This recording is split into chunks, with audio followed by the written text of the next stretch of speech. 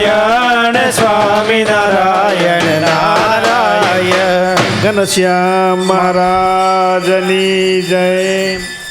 જય સદગુરુ સ્વામી પ્રભુ. જય સદગુરુ સ્વામી. સહજાનંદ દયાળુ. સહજાનંદ દયાળુ. બળવંત બહુનામી પ્રભુ. જય સદગુરુ સ્વામી. ચરણ સરોજ તમારા વાંદો કર જોડી પ્રભુ. વાંદો કર જોડી. ચરણે શીશ ધર્યાથી. ચરણે શીશ ધર્યાથી. દુઃખ નાખ્યા તોડી પ્રભુ. જય સદગુરુ સ્વામી.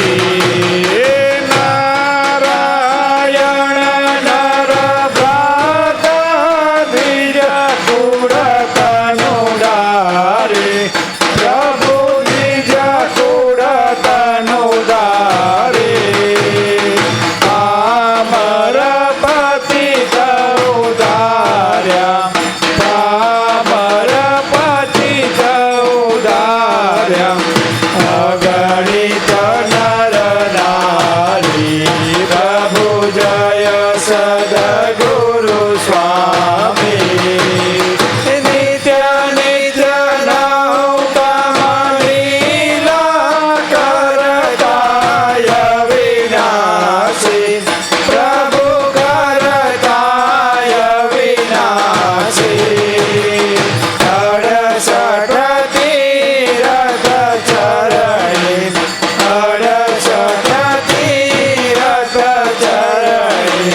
કોટી ગયા કાશી પ્રભુ. જય સદગુરુ સ્વામી. પુરુષોત્તમ પ્રગટનો જે દર્શન કરશે પ્રભુ. જે દર્શન કરશે. ગાઢ કર્મથી છોડી. ગાઢ કર્મથી છોડી. કુટુંબ સહિત કરશે પ્રભુ. જય સદગુરુ સ્વામી. અવસર કરુણા નિધિ. કરુણા બહુ કીર્તિ. વાલે કરુણા બહુ કીર્તિ. મુક્તાનંદ કહે મુક્તિ. મુક્તાનંદ કહે મુક્તિ.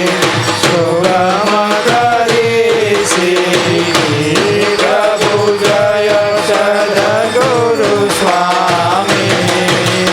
જય સદગુરુ સ્વામી પ્રભુ. જય સદગુરુ સ્વામી. સહજાનંદ દયાળુ.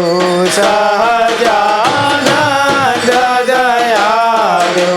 બળવંત બહુનામી પ્રભુ. જય સદગુરુ સ્વામી પ્રભુ. જય સદગુરુ સ્વામી પ્રભુ. જય સદગુરુ સ્વામી.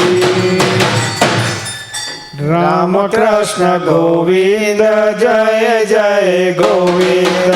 રામ કૃષ્ણ ગોવિંદ જય જય ગોવિંદ. હરે રામ ગોવિંદ જય જય ગોવિંદ. હરે રામ ગોવિંદ જય જય ગોવિંદ. નારાયણ હરે શ્રીમન્નારાયણ. નારાયણ હરે શ્રીમન્નારાયણ. હરે શ્રી